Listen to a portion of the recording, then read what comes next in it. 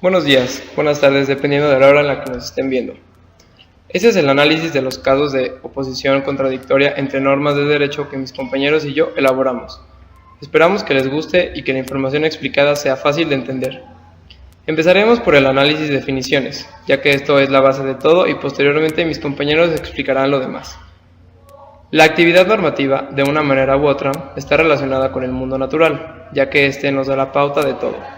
El mundo natural es un enfoque filosófico del derecho, basado en la aceptación que existen una serie de derechos del hombre, naturales y universales, superiores al ordenamiento normativo, y que son inclusive la razón de que exista tal ordenamiento.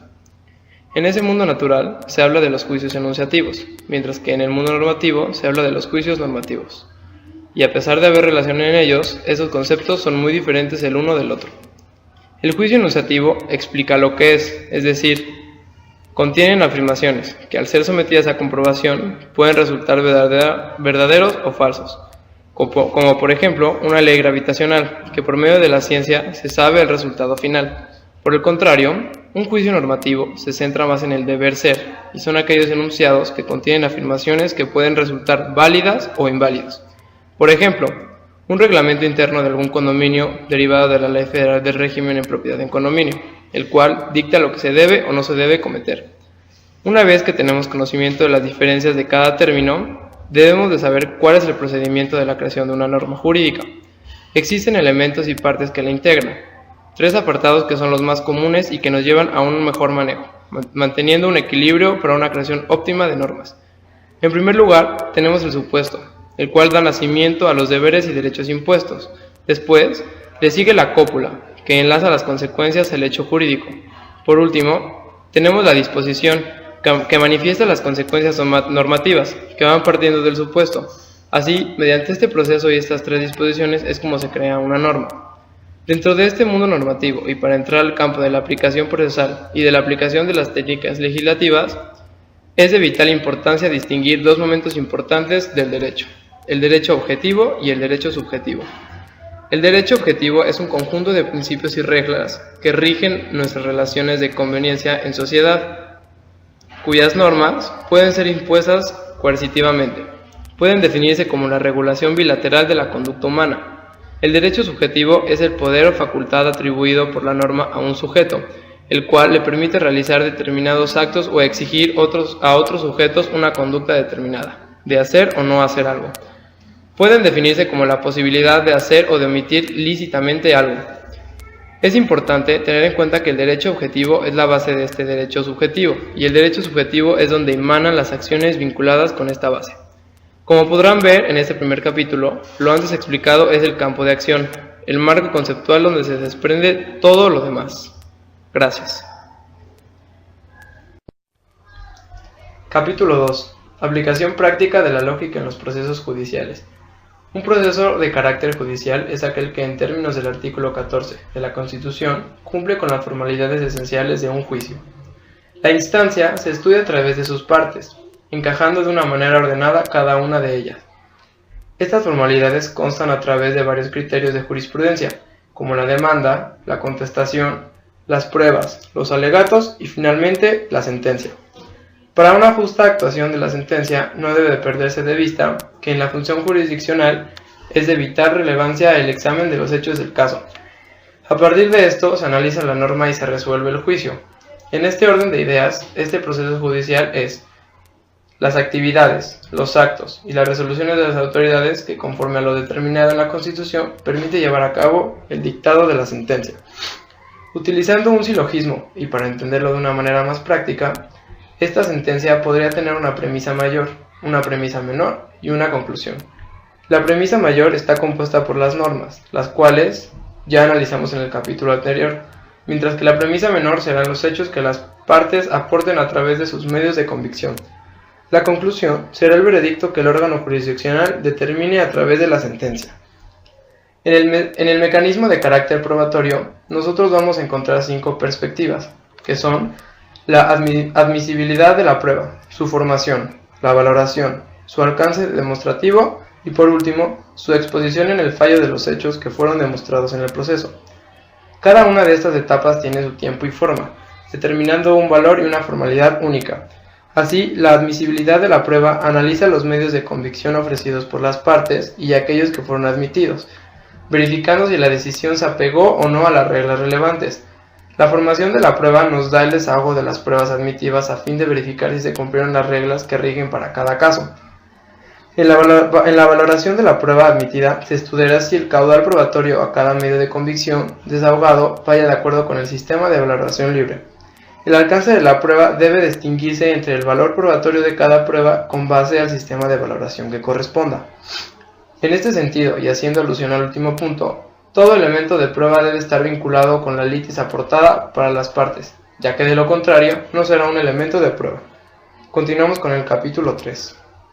El tema que voy a desarrollar es la aplicación práctica de la lógica en la técnica y el proceso legislativo.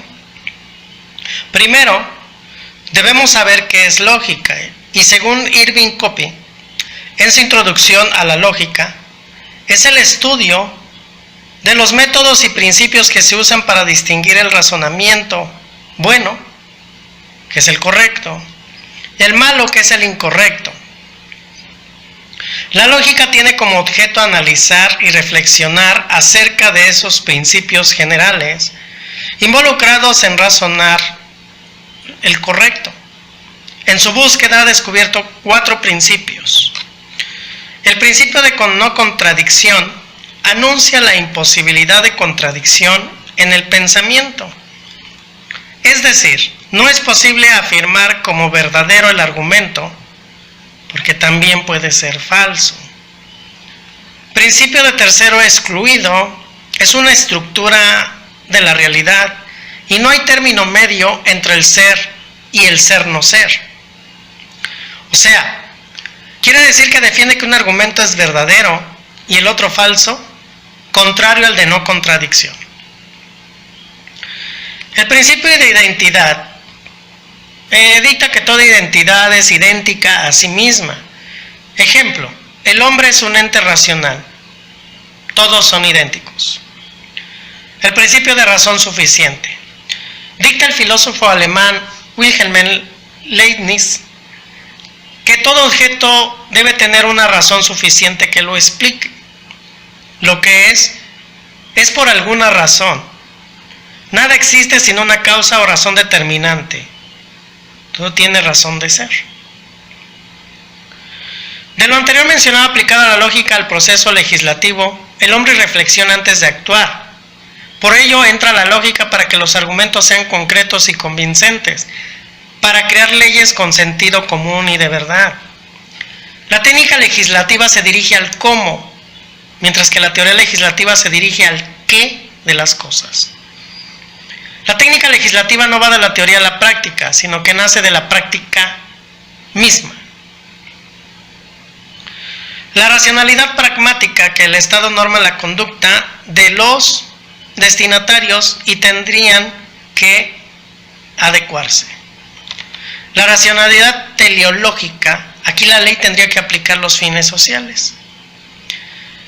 Y en la racionalidad ética son las conductas preescritas con justificación ética. Entonces, las normas jurídicas emanadas de las cámaras de diputados y senadores deberán ir regidas bajo los principios de ética para que no queden dudas de cómo aplicarlas y o sancionar a los recurrentes. Por mi parte, esto es todo. Gracias. Bien, para finalizar hablaremos acerca de la lógica y la argumentación. La argumentación tiene como finalidad el justificar, demostrar una posición, convencer a alguien sobre lo que se afirma o sobre lo que se niega, y con ello lograr la adhesión de quien escucha dicho argumento. Dentro de derecho contamos con la argumentación jurídica, que es una rama especial de la filosofía, la cual tiene como objeto las argumentaciones jurídicas, misma que se expresa por medio de razones, y esta es utilizada para convencer. Es aplicada en la dogmática jurídica, así como para la aplicación de normas o para la producción de estas mismas. En resumidas palabras, la argumentación tiene la función de lograr la adhesión de quien escucha a través de razonamientos lógicos, los cuales van encaminados a convencer y a persuadir a quien escucha, logrando con esto que se logre la adhesión o el convencimiento entre quien expresa con argumentos y el que escucha.